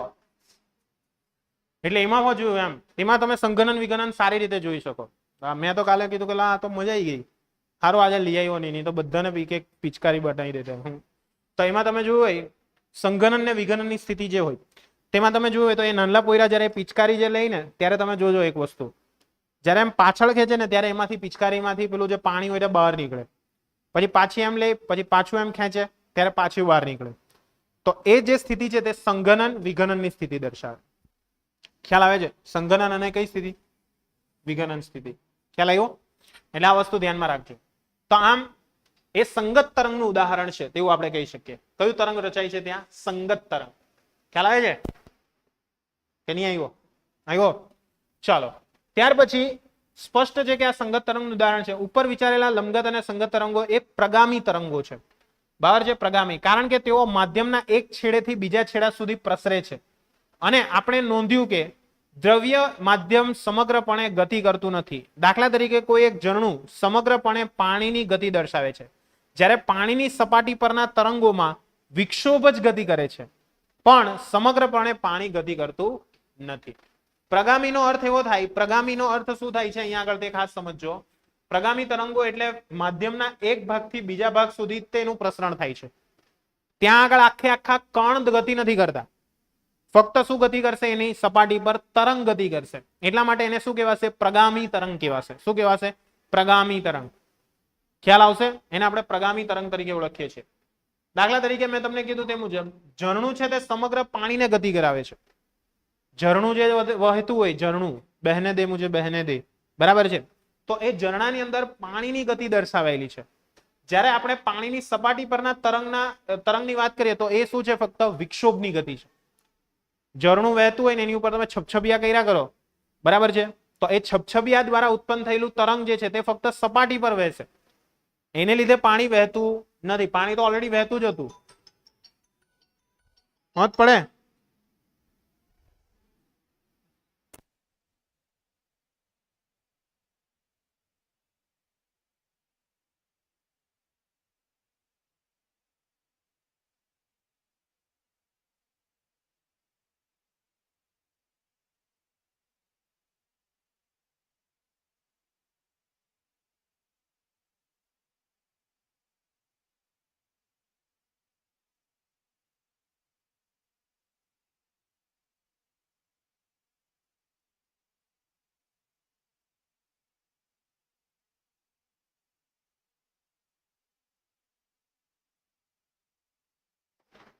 ચલો, ક્લિયર થઈ ગયું? એટલે સુધી ડાઉટ છે? નથી ને? ડાઉટ છે કઈ? નથી ને? તો અહીંયા આગળ શું છે તે સમજાઈ ગયું તમને લોકોને? બરાબર છે કે ભાઈ અહીંયા આગળ આપણે જે વિક્ષોભની ગતિ છે એ સમગ્રપણે પાણીની ગતિ નથી. તેવી જ રીતે પવન છે તે ધ્વનિ તરંગ કે જે વિક્ષોભની હવામાંની ગતિ છે તેની સાથે આપણે ગૂંચવી ન જોઈએ. બરાબર છે. ત્યાર પછી યાંત્રિક તરંગો એ માધ્યમના સ્થિતિસ્થાપક ગુણધર્મ સાથે સંબંધ ધરાવે છે. લંબગત તરંગમાં માધ્યમના ઘટકો તરંગની ગતિને લંબ રૂપે દોલન કરે છે. જે મેં તમને ઓલરેડી કીધું, લંબગત તરંગ હોય તો એમાં શું થશે? તરંગ પ્રસરણની દિશાને તેઓ કેવા હશે? લંબ હશે. તો એને કેવા તરંગો કહેવાશે? લંબગત તરંગો. બરાબર છે. જેનાથી તેના આકારની અંદર ફેરફારો ઉદ્ભવે છે. એટલે કે માધ્યમનો દરેક ખંડ આકાર પ્રતિબળ અનુભવે છે. કયું પ્રતિબળ અનુભવશે? આકાર પ્રતિબળ. કારણ કે તમે જોયું અહીંયા આગળ જ હમણાં કે અહીંયા આકાર સતત શું થયો? ચેન્જ થયો. બરાબર છે. આને જોરમાં કરી દઉં તો શું થયું? જુઓ, દેખાય? આકારમાં ફેરફાર આવ્યો કે નહીં આવ્યો? દેખાય? કન્ટિન્યુ. ખ્યાલ આવે છે? એટલે એની અંદર આકારમાં ફેરફાર આવ્યો એટલે ત્યાં કયું પ્રતિબળ ઉત્પન્ન થશે? આકાર પ્રતિબળ ઉત્પન્ન થશે. કયું પ્રતિબળ ઉત્પન્ન થશે? આકાર પ્રતિબળ. ખ્યાલ આવશે બે ખ્યાલીમાં કે નહીં આવશે? આવશે. પાક્કું? સમજાશે કે નહીં સમજાશે? સમજાશે. ઈઝી છે કે નથી ઈઝી? ઈઝી. નિયમ સમજાયું? જય. ચાલો, આટલે સુધી ક્લિયર બધાને? પાક્કું? ચાલો નેક્સ્ટ આગળ વધીએ. તો આમ ત્યાં આગળ આકાર સ્થિતિસ્થાપક અંકને ધ્યાનમાં લેવો પડશે. એટલે કે તેઓ આકાર પ્રતિબળ કેટલું સહન કરી શકે છે. અને તરંગો જે છે તે તરંગોને પોતાનો કોઈ આકાર હોતો નથી, તેઓ આકાર પ્રતિબળને તાબે થઈ જાય છે. અને આ કારણથી લંબગત તરંગો એ ઘન પદાર્થો અને દોરીમાં જ શક્ય બને છે, પરંતુ તરલમાં તેઓ શક્ય બનતા નથી. તરલની અંદર હંમેશા કયા આવશે? સંગત તરંગો આવશે. કયા તરંગો આવશે? સંગત તરંગો. લંબગત તરંગો ત્યાં આવવાના નથી. લંબગત તરંગો ફક્ત ક્યાં ઉત્પન્ન થશે? જ્યાં માધ્યમ હશે ત્યાં જ. ખ્યાલ આવે છે? હું દિવાલા હલતો છે ને બહુ. ચાલો, ક્લિયર થઈ ગયું? ત્યાર પછી આપણે નેક્સ્ટ જોઈએ તો તે તરલોમાં નથી. આમ છતાં ઘન અને તરલોના કદ સ્થિતિસ્થાપક અંક હોય છે. એટલે કે તેઓ દાબીય પ્રતિબળ સહન કરે છે. બરાબર છે. કયું પ્રતિબળ સહન કરે છે? દાબીય પ્રતિબળ. અને સંગત તરંગોમાં દાબીય પ્રતિબળ સંકળાયેલ હોવાથી તેઓ ઘન અને તરંગોના તરલમાં થઈને પ્રસરણ પામી શકે છે. આમ સ્ટીલનો સળિયો કદ અને આકાર સ્થિતિસ્થાપક અંકો એમ બંને ધરાવતો હોવાથી લંબગત તેમજ સંગત તરંગોનું વહન કરી શકે છે. બરાબર છે. એટલે આની અંદર તમે સંગત તરંગોનું પણ વહન કરાવી શકો, લંબગત તરંગો જે છે તેનું પણ વહન કરાવી શકો છો. પરંતુ હવા ફક્ત સંગત તરંગો જે છે તેનું જ વહન કરશે, એમાં લંબગત તરંગો ઉત્પન્ન થશે નહીં. બરાબર છે. હવા જે છે તેની અંદર લંબગત તરંગો ઉત્પન્ન નહીં થશે, તેમાં ફક્ત ને ફક્ત સંગત તરંગો ઉત્પન્ન થયેલા જોવા મળશે. અને આ જે તરંગો છે તે પ્રસરણ કરે છે ત્યારે તેમની ઝડપ જુદી જુદી હોઈ શકે છે, કારણ કે તેઓ જુદા જુદા સ્થિતિસ્થાપક અંકો ધરાવે છે. એટલે જેમ જેમ એના અંકો સ્થિતિસ્થાપક અંકો જુદા જુદા હશે તેમ તેમ શું થશે, અંકો જો સ્થિતિસ્થાપક અંકો જુદા જુદા હોય તો શું થશે, તો કે જુદા જુદા સ્થિતિસ્થાપક અંકો હશે એટલા માટે દરેક વખતે એની પ્રસરણની જે દિશા છે તે કેવી હશે, અલગ અલગ હશે. ખ્યાલ આવશે કે નહીં આવશે? આવશે પાક્કું? એટલે આટલે સુધી આઈડિયા આવ્યો બધાને? બરાબર છે. 5 મિનિટ આપણે રિસેસ આપીએ છીએ. બરાબર છે. 5 થી 10 મિનિટ. ઓકે, પછી ફરી પાછા આપણે સ્ટાર્ટ કરીએ.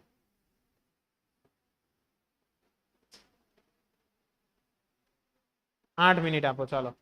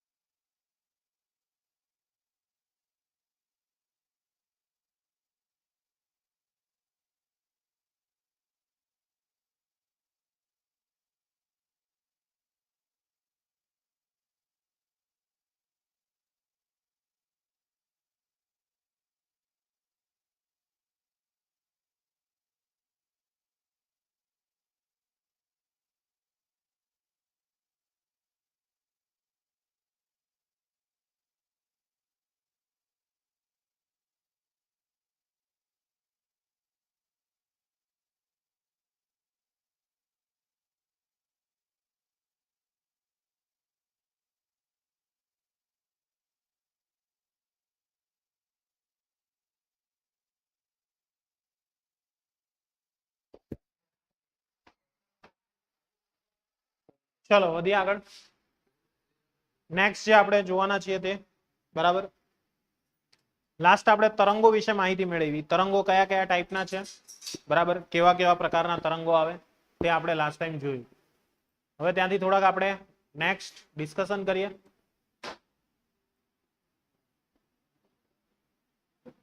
ચાલો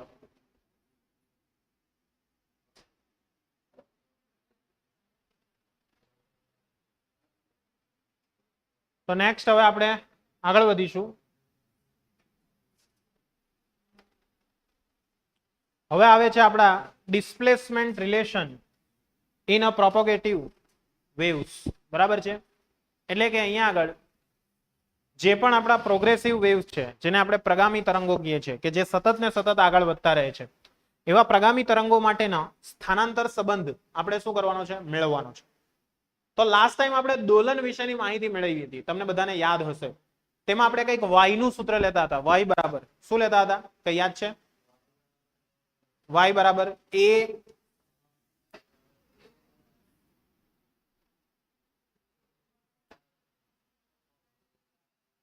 હા બોલ ની બરાબર બોલતો છું. લહાણ હું delta L by L. y બરાબર શું હતું સૂત્ર? a sin omega t plus phi, એવું કઈક હતું. યાદ આવે છે? 14મું ચેપ્ટર. નહીં હતું એવું કઈ? x બરાબર કોસમાં હતું ને y બરાબર સાઇનમાં હતું ડેશ લોકો. તો અહીંયા આગળ આપણે પ્રગામી તરંગના વર્ણન માટે x અને t એ બંનેના વિધેયની જરૂર પડે છે. અને આવા વિધેય દ્વારા દરેક ક્ષણે તરંગો તે ક્ષણે આકાર દર્શાવવો જરૂરી છે. વળી તેણે દરેક આપેલ સ્થાને માધ્યમના ઘટકની ગતિ પણ દર્શાવવી જરૂરી છે. એટલા માટે જો આપણે એવું વિચારીએ કે આપણું જે તરંગ છે તે સાઇન ફોર્મમાં આગળ વધે છે. કયા ફોર્મમાં આગળ વધે છે? સાઇન ફોર્મમાં. અને એને કારણે શું થાય છે, જ્યારે સાઇન ફોર્મમાં આગળ વધે ત્યારે જે પણ આપણો કણ છે તે શું કરશે, મધ્યમાન સ્થાનની ઉપર અને નીચે શું કરે છે, દોલન કરે છે. શેની ઉપર દોલન કરશે? મધ્યમાન સ્થાનની ઉપર અને નીચે દોલન કરશે. સમજ પડે છે કે નથી પડતી? પડે છે. એટલે મધ્યમાન સ્થાનની આસપાસ જ્યારે એ દોલન કરતો હોય તેના પરિણામ સ્વરૂપે શું થશે ત્યાં આગળ, તો કે ભાઈ ત્યાં આગળ સગવડતા ખાતર આપણે તરંગને લંબગત છે તેવું આપણે લીધેલું છે, અને એનું સ્થાન છે તેને આપણે x વડે દર્શાવશું, અને તે સંતુલન સ્થાનની આસપાસ y જેટલા અંતરથી, એટલે કે y સ્થાનાંતર સાથે એને આપણે દર્શાવશું. સમજ પડે છે ને? એટલે કે આપણું જે તરંગ ગતિ કરશે તે કઈ તરફ ગતિ કરશે? x દિશા. પણ એની અંદર રહેલા જે કણ છે તે કઈ તરફ ગતિ કરે છે? y દિશામાં ગતિ કરે છે. કઈ દિશામાં ગતિ કરે છે? y દિશામાં ગતિ કરે છે. એટલા માટે ત્યાં આગળ આપણે સૂત્ર શું લેશું? y બરાબર યાદ રાખજો a sin kx minus omega t plus phi. કયા સ્વરૂપે એને દર્શાવવાનું છે? y બરાબર a sin kx minus omega t plus phi. બરાબર છે? આ તમારે ડાયરેક્ટ યાદ રાખવાનું છે. એનું સાઇનુસોઇડલ ફોર્મ છે. કયું ફોર્મ છે? સાઇનુસોઇડલ ફોર્મ છે. આઈડિયા આવશે કે નહીં આવશે? આવશે? સમજાશે? એટલે અહીંયા સૂત્ર શું બનશે? y બરાબર a sin kx minus omega t plus phi. એ એનું શું બને છે? સૂત્ર બને છે. શું બનશે એનું? સૂત્ર બનશે. નહીં ખબર પડી? પડી? સિમ્પલ સૂત્ર યાદ રાખવાનું છે. તો હવે અહીંયા આગળ બધી વસ્તુઓ શું છે તે આપણે સમજીએ. તો જેમ કે અહીંયા આગળ સાઇન વિધેય છે, એ સાઇન વિધેયના પક્ષની અંદરનો જે કોણાંક છે બરાબર છે, તે ફાઈ ને સમતુલ્ય અર્થ એવો થશે કે સાઇન અને કોસાઇન વિધેયના રેખીય સંયોજન દ્વારા પણ તમે એને રજૂ કરી શકો છો. એટલે તમારે એવું જરૂરી નથી કે ભાઈ ફક્ત તમે અહીંયા આગળ આયરુઆ લખી દીધું, તમે એને સંયોજન સ્વરૂપે પણ લખી શકો. જેમ કે a sin kx minus omega t, ને બીજું તમે લખી શકો b cos kx minus omega t, જે આપણે લાસ્ટ ટાઈમ તમને યાદ હોય તો દોલનો નામના ચેપ્ટરમાં લીધેલું હતું, જેને આપણે સંયુક્ત તરંગ કીધેલું. y બરાબર y1 plus y2. એમાં y1 ની કિંમત હતી આપણી a sin omega t plus phi, અને અહીંયા આગળ કેટલી હતી? હેલો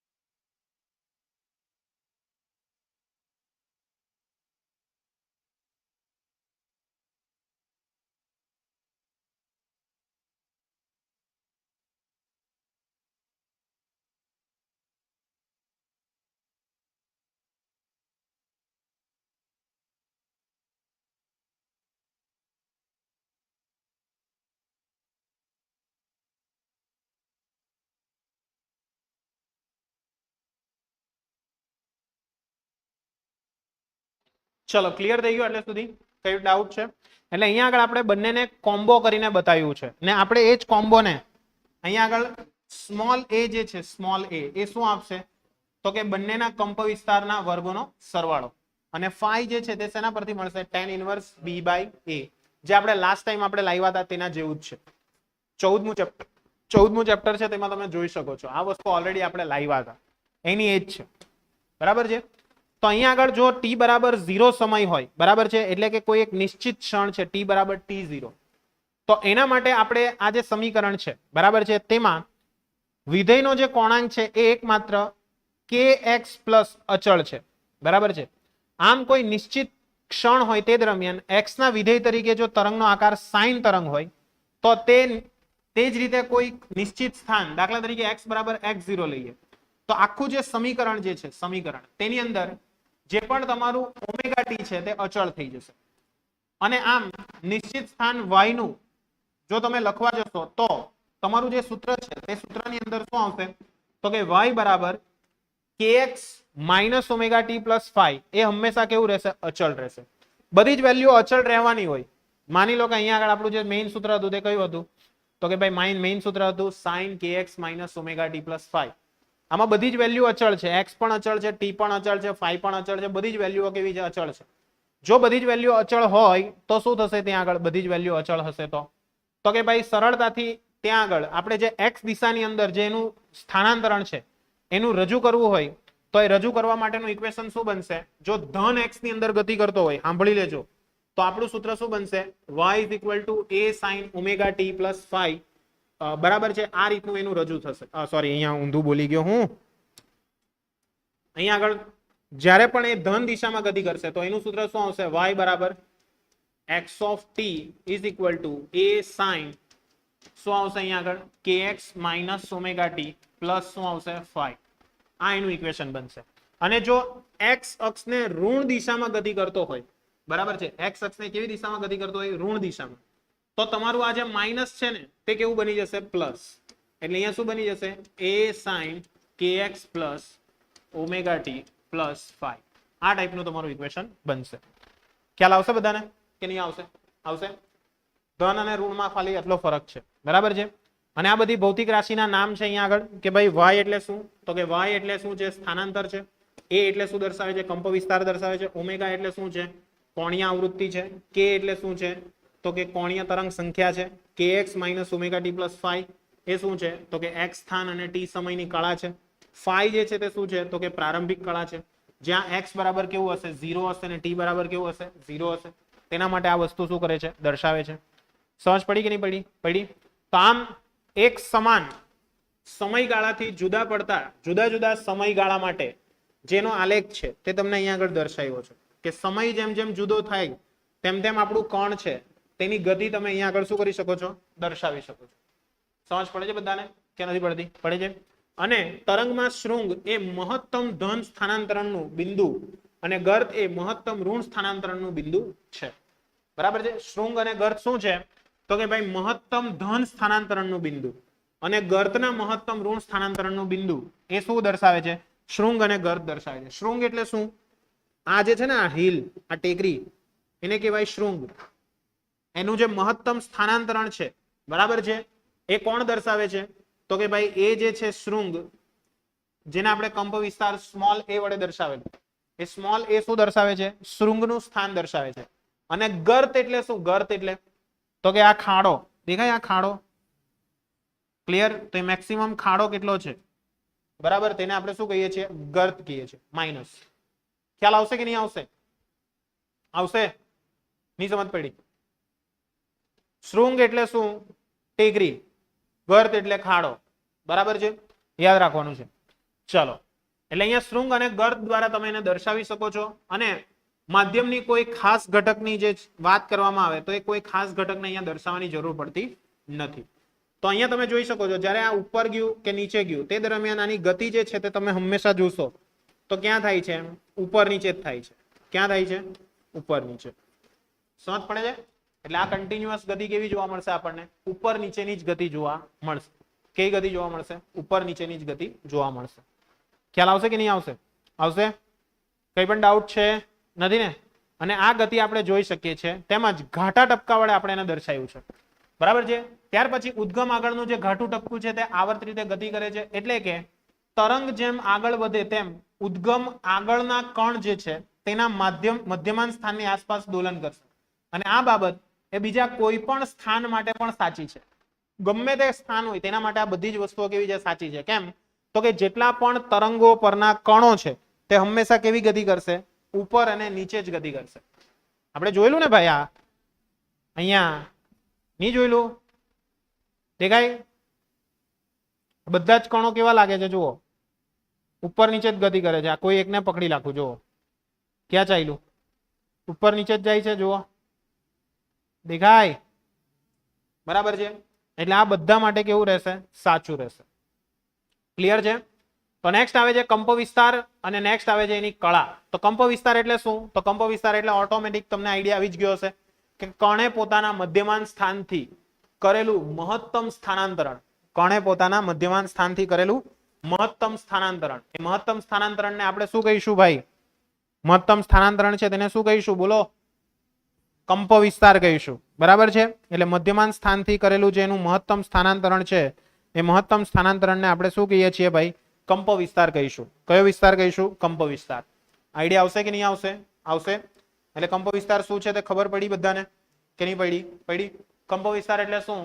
કોઈ પણ કણે કરેલું પોતાના મધ્યમાન સ્થાનથી મહત્તમ સ્થાનાંતરણ, જેને કહેવાશે તેનો કંપ વિસ્તાર. બરાબર છે. એટલે અહીંયા તમે જોઈ શકો છો કે સાઇન વિધેયનું મૂલ્ય કેટલું હશે? મહત્તમ +1 હશે, અને ઓછામાં ઓછું કેટલું હશે? -1.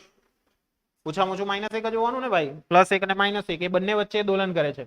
તો અહીંયા આગળ સ્મોલ +a અને સ્મોલ -a જે છે તેના વચ્ચે બદલાશે. તો એ છે તે ધન અચળાંક વ્યાપકતા છે જે કોઈ નુકસાન વિના લઈ શકીએ છીએ, અને આ રીતે એ માધ્યમના કોઈ ઘટકનું તેના સંતુલન સ્થાનથી મહત્તમ સ્થાનાંતરણ દર્શાવે છે. એ નોંધો કે અહીંયા સ્થાનાંતરણ y છે તે ધન કે ઋણ હોઈ શકે છે, પણ સ્મોલ a છે તે ધન છે, તેને તરંગનો શું કહેવાશે? કંપ વિસ્તાર. આપણે જે સૂત્ર લખેલું હતું ભાઈ, કયું સૂત્ર લખેલું હતું? y બરાબર બોલો a sin kx - omega t + phi. આ સૂત્ર હતું. એ સૂત્રની અંદર આપણે જે આ a લખેલો છે ને, આ એ શું કહેવાશે? આપણો કંપ વિસ્તાર. શું કહેવાશે એને? કંપ વિસ્તાર. નહીં આઈડિયા આવ્યો? એને આપણે કંપ વિસ્તાર તરીકે ઓળખીશું. ઈઝી છે? ડાઉટ છે કઈ? નથી ને? એને આપણે કંપ વિસ્તાર તરીકે ઓળખીએ છીએ. ડાઉટ છે કઈ? કશે પણ ક્વેશ્ચન છે? નથી ને? તો અહીંયા આગળ જે આપણું સમીકરણ છે તેમાં સાઇન વિધેય છે તેનો કોણાંકની વાત કરવામાં આવે, બરાબર છે. તો એની રાશિ છે તે કઈ છે? kx - omega t + phi, જેને આપણે શેના તરીકે ઓળખીશું? કળા તરીકે ઓળખીશું. શેના તરીકે ઓળખીશું? કળા તરીકે. બરાબર છે. એને આપણે કળા તરીકે ઓળખીએ છીએ, બરાબર છે. અને કોઈ પણ સ્થાને અને કોઈ પણ સમયે કોઈ પણ તરંગ હોય તેનું સ્થાનાંતરણ આપણે જો નક્કી કરવું હોય તો એ સ્પષ્ટ છે કે x = 0 અને t = 0 આગળ કળા જે છે તે phi મળશે, અને એ કળા કેવી હશે? મૂળ કળા હશે, બરાબર છે. જેને આપણે મૂળ કળા તરીકે ઓળખીશું. મૂળ કળા એટલે શું? જ્યાં x બરાબર કેટલા હોય? 0, t બરાબર કેટલા હોય? 0. તેને આપણે મૂળ કળા કહીશું, બરાબર છે. અને પસંદગી ખાતર આપણે હંમેશા phi ની કિંમત મોસ્ટ ઓફ ધ કેસમાં કેવી લઈએ છીએ? 0. એટલે કે ત્યાં આગળની કળા હંમેશા 0 હશે. ક્લિયર છે? અને જો એને સમીકરણમાં મૂકવામાં આવે તો વ્યાપક સમીકરણને કોઈ જાતનું નુકસાન થતું નથી. એટલે નુકસાન નહીં થાય એટલે એનો અર્થ શું થયો? કે આપણું જે સમીકરણ છે તે કેવું બનશે? a sin શું બનશે? બોલો. kx - omega t. શું બનશે? kx - omega t. ખ્યાલ આવશે બે ખ્યાલીમાં કે નહીં આવશે? આવશે. એટલે આ વસ્તુ તમારે ધ્યાનમાં રાખવાની રહેશે. ક્લિયર? ચલો નેક્સ્ટ છે તરંગ લંબાઈ અને કોણીય તરંગ સંખ્યા. નેક્સ્ટ શું છે? તરંગ લંબાઈ અને બીજું શું છે? કોણીય તરંગ સંખ્યા. એના વિશે આપણે માહિતી મેળવવાની છે. તો તરંગ લંબાઈ એટલે તો તમને બધાને જ ખબર છે. તરંગ લંબાઈ એટલે શું? તરંગ લંબાઈ એટલે શું? તો કે તરંગ લંબાઈ એટલે સિમ્પલ યાદ રાખવાનું, બે ક્રમિક શૃંગ વચ્ચેના અંતરને અથવા બે ક્રમિક ગર્ત વચ્ચેના અંતરને શું કહેવાશે? તરંગ લંબાઈ કહેવાશે. તરંગ લંબાઈ એટલે શું? ક્લિયર થયું બધાને? બે ક્રમિક શૃંગ અથવા બે ક્રમિક ગર્ત વચ્ચેનું અંતર, જેને આપણે શું કહીએ છીએ? તરંગ લંબાઈ કહીએ છીએ. નથી આઈડિયા આવતો? આવે છે. એટલે બે ક્રમિક શૃંગ અને બે ક્રમિક ગર્ત વચ્ચેનું જે અંતર છે તેને આપણે શું કહીશું? તરંગ લંબાઈ કહીશું. શું કહીશું? તરંગ લંબાઈ. આઈડિયા આવશે કે નહીં આવશે? આવશે, બરાબર છે. એને આપણે તરંગ લંબાઈ તરીકે ઓળખીએ છીએ. તો અહીંયા આગળ એક સમાન કળા ધરાવતા બે બિંદુઓ વચ્ચે લઘુત્તમ અંતર જે છે એને તેની તરંગ લંબાઈ કહેવાશે. અને તરંગ લંબાઈને સામાન્ય રીતે આપણે શેના વડે દર્શાવશું? લેમડી વડે. શેના વડે? લેમડી. બરાબર છે, એટલે લેમડું વડે દર્શાવવાનું છે. ને સરળતા ખાતર આપણે સમાન કળાવાળા બિંદુઓ છે જેના તરીકે આપણે શૃંગો અને ગર્તોને પસંદ કરીશું. અને એ રીતે પણ તરંગના બે ક્રમિક શૃંગ કે બે ક્રમિક ગર્ત વચ્ચેનું અંતર તરંગ લંબાઈ દર્શાવે છે. જે મેં તમને ઓલરેડી કીધું, તરંગ લંબાઈ એટલે સિમ્પલ યાદ રાખવાનું, બે ક્રમિક શૃંગ અને બે ક્રમિક ગર્ત વચ્ચેનું અંતર, જેને આપણે શું કહીશું? તરંગ લંબાઈ કહીશું. માની લો કે આપણું જે સમીકરણ છે તેમાં t બરાબર 0 સમય છે અને પ્રારંભિક કળા કેટલી છે? 0 છે. પ્રારંભિક કળા કેટલી છે? 0 છે. તો આપણે જે સમીકરણ લખીએ છીએ તે સમીકરણ શું છે? તો કે સર એ જે સમીકરણ છે તે છે આપણું y બરાબર કયું છે? બોલો. y બરાબર તો કે ભાઈ a sin kx minus omega t plus phi. તો આની અંદર આપણે કોની કોની વેલ્યુ 0 લીધી? એક તો phi 0 લીધો, બીજું t 0 લીધો. તો આ બે વસ્તુને હું 0 કરી દઉં તો શું થશે ત્યાં આગળ? તો કે y બરાબર સમીકરણ શું બની જશે આપણું? બોલો. a sin ઓકે kx તો રહેશે જ, ઓમેગા t ને પેલું બધું એ શું થઈ જશે? 0 થઈ જશે. એટલે અહીંયા y નું સૂત્ર શું બનશે આપણું? a sin kx. શું બનશે? a sin kx. આઈડિયા આવશે? એટલે a sin kx આપણને મળશે. હવે આ વેલ્યુ રિપીટ ક્યારે થશે? રિપીટ ક્યારે થશે? તો કે ભાઈ રિપીટ ક્યારે થાય? માની લો કે અહીંયા તરંગ છે તેની 0 થી શરૂઆત થઈ, તો 0 થી તે લઈને તરંગ ક્યાં સુધી જશે? 2π સુધી જશે. ક્યાં સુધી જશે? 2π. ત્યારે કેટલું તરંગ રચાયું? એક તરંગ રચાયું. એટલે દરેક 2π પર શું થશે? એ પોતે રિપીટ થશે. એટલા માટે અહીંયા આગળ આપણે જે kx લખેલું છે ને, kx બરાબર છે, તેની અંદર આપણે દરેક વખતે રિપીટેશન કેટલા પર થાય છે? 2π પર થાય છે. શેના પર થાય છે? 2π. તો આવા 2π કેટલા વખત હોઈ શકે? n વખત હોઈ શકે. એટલા માટે એને શેના વડે દર્શાવ્યું? 2nπ. શેના વડે દર્શાવ્યું? 2nπ. આઈડિયા આવશે કે નહીં આવશે? આવશે. એટલે 2nπ વડે દર્શાવ્યું. નહીં ખબર પડી? પડી? એટલે દરેક 2nπ વડે આ રિપીટ થાય છે. એટલા માટે અહીંયા આગળ જે તમારું વિધેય છે, કયું વિધેય છે? y is equal to a sin kx plus શું લખાશે ત્યાં આગળ? શું લખાશે ત્યાં આગળ? 2nπ. શું લખાશે? 2nπ. એટલે અહીંયા શું થશે? a sin k કોમન કાઢો તો શું થશે? x પ્લસ 2nπ છેદમાં કેટલા થઈ જશે? k. કેટલા થઈ જશે? k. ક્લિયર છે? એટલે આ વેલ્યુ તમને શું થઈ જશે? મળી જશે. એટલે અહીંયા આગળ તમને દર્શાવે છે કે અહીંયા આગળ જે n છે, n ની કિંમત તમારી 1 2 3 હોઈ શકે અને એક સમાન સમયગાળા સ્થાનાંતર વાળો જે બિંદુ છે તેમાં લઘુત્તમ સ્થાનાંતરણ n બરાબર 1 મળશે અને લેમ્બડા બરાબર 2π/k. બરાબર છે? આ સૂત્ર યાદ રાખજો. લેમ્બડા બરાબર કયું સૂત્ર યાદ રાખવાનું છે? લેમ્બડા બરાબર 2π/k. બરાબર? આ સૂત્ર યાદ રાખજો. અને k એટલે શું? તો કે 2π/લેમ્બડા. તો એ k શું દર્શાવે છે? k તો કે k છે તે તરંગ સંખ્યા દર્શાવે છે. શું દર્શાવે છે? તરંગ સંખ્યા અથવા પ્રસરણ અચળાંક તરીકે પણ આપણે એને ઓળખીએ છીએ, જેનો એકમ તમારે યાદ રાખવાનો છે રેડિયન પર મીટર. શું યાદ રાખવાનું છે? રેડિયન પર મીટર. આઈડિયા આવશે? બહુ ઈઝી ચેપ્ટર છે, આમાં કઈ જ નથી લેવાનું. સૌથી સરળ ચેપ્ટર છે આ. ઓકે, આની અંદરથી મોસ્ટ આઈએમપી થિયરી પૂછાઈ છે, ડોપલર અસર. Most IMP 4 માર્કમાં. બરાબર છે? 4 નહીં, તમારામાં 5 માર્ક આવે છે ને, 5 માર્કમાં આવશે ડોપલર અસર. બરાબર છે? ડોપલર અસર, જેમાં ગતિમાન ઉદ્ગમ છેલ્લી થિયરી છે એકદમ. બરાબર? ડોપલર અસર પપ્પુ થિયરી છે હાવ. ચલો નેક્સ્ટ આવે છે એના પછી આવર્તકાળ અને કોણીય આવૃત્તિ. તો આવર્તકાળની વિશે વાત કરીએ આપણે. આવર્તકાળ એટલે તમને બધાને જ ખબર છે. આવર્તકાળ એટલે શું?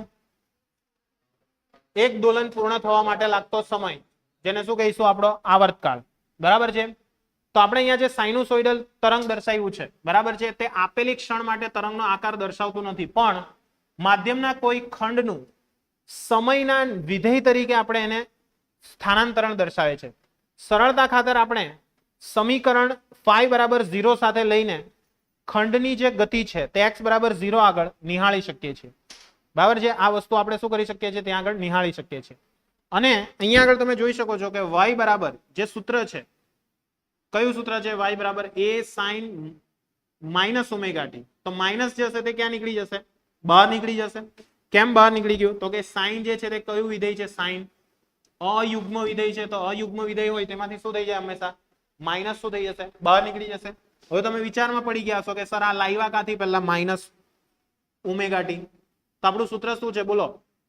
y બરાબર યાદ કરો a sin kx minus omega T plus phi. આવું છે. એમાં x બરાબર સ્ટાર્ટિંગમાં 0 લઈએ અને ફાઈ બરાબર કેટલા લઈ લઉં? 0. તો શું મળશે આપણને? y બરાબર બોલજો a sin minus omega T મળશે. એટલે શું થઈ જશે? અહીંયા આગળ minus a sin omega T આવશે. ખ્યાલ આવશે? અને આ જે આપણને y સ્થાનાંતરણ મળ્યું તે દરેક કેટલા સમયે રિપીટ થવાનું છે? કેપિટલ ટી સમયે. કારણ કે દરેક કેપિટલ ટી સમયે આ વસ્તુ શું થતી જાય છે? રિપીટ થતી જાય છે. એટલા માટે ત્યાં આગળ આપણે શું કરશું? અહીંયા આગળ તો કે y બરાબર શું બનશે આપણું સૂત્ર? Omega T plus omega T. અને આ દરેક કેટલા અંતરાલે રિપીટ થાય છે? 2π અંતરાલે રિપીટ થાય છે. બરાબર. કેટલા અંતરાલે રિપીટ થશે? 2π અંતરાલે રિપીટ થાય છે. આઈડિયા આવ્યો કે નહીં આવ્યો? આવ્યો. તો અહીંયા આગળ તમારું 2π રિપીટ થતું હોવાથી આપણે અહીંયા આગળ ઓમેગા બરાબર શું લખશું? તો કે ભાઈ 2π ના છેદમાં ટી જે તમારું સૂત્ર બનશે. ઓમેગા બરાબર શું સૂત્ર બનશે? 2π ના છેદમાં ટી. આઈડિયા આવશે કે નહીં આવશે? આવશે. એટલે ઓમેગા બરાબર 2π બાય ટી સૂત્ર યાદ રાખજો. ને ઓમેગાને તરંગની કોણીય આવૃત્તિ કહેવાય છે, જેનો SI એકમ શું છે? રેડિયન પર સેકન્ડ. ને આવૃત્તિ તો તમને આવડે જ છે મેળવતા. આવૃત્તિ એટલે શું? આવૃત્તિ એટલે એકના છેદમાં આવર્તકાળ. એકના છેદમાં આવર્તકાળ એટલે શું કહેવાય? આવૃત્તિ. ને આવૃત્તિ બરાબર શું લખાશે? બોલો. એકના છેદમાં આવર્તકાળનું સૂત્ર શું છે? તો કે 2π બાય ઓમેગા. એટલે ન્યુ બરાબર શું થશે? ઓમેગાના છેદમાં 2π. શું હશે? ઓમેગાના છેદમાં 2π. નહીં ખ્યાલ આવ્યો? આવ્યો. એટલે આ તમારું સૂત્ર બની ગયું. શેનું સૂત્ર બન્યું? આ આવૃત્તિનું. બરાબર છે. ને આવૃત્તિનો એકમ તો તમને બધાને જ ખબર છે. કયો છે? હર્ટ્ઝ. બરાબર. હર્ટ્ઝ. ક્લિયર? આ જ સેમ વસ્તુ છે. બરાબર છે. તેને કઈ આપણે જોવા જેવું લાગતું નથી. એટલે સ્થાનાંતરણ તમે દર્શાવી શકો છો. આઈ હોપ કે તમને બધાને આની અંદર આઈડિયા આવી ગયો હશે. આવી ગયો કે નહીં આવ્યો? આવી ગયો. હવે આપણે ઝડપ જોવાની છે. બસ હવે નાનું જ ચેપ્ટર છે. બસ પતી જ જશે 2-3 દિવસ. બરાબર. પછી લાપ્લાસનો સુધારો છે. પતી જાય. 2-3 દાડાનું કામ છે હવે ચેપ્ટર. ઓકે. ચલો આજે આપણે આટલે સુધી જ અટકાવીશું. બરાબર. કારણ કે મને ખબર છે ઓવરડોઝ થઈ જશે નહીં તો ખોટા અહીંયા કોઈ બેભાન થઈ ગયા તો. બરાબર. એટલે આપણે આટલે સુધી જ રાખીએ. બરાબર. મળીશું નેક્સ્ટ લેક્ચરમાં આવતીકાલે. બાય. જય હિન્દ. આવતીકાલે થોડુંક એનર્જી સાથે આવજો. બરાબર. કારણ કે બહુ દાડે ફિઝિક્સનો લેક્ચર આવ્યો એટલે ઘણાને એવું લાગતું હશે સર કેમ ભણવું. બરાબર. તો ભણવું પડશે. ચલો આજે આટલું રાખીએ. મળીશું નેક્સ્ટ લેક્ચરમાં. બાય. જય હિન્દ.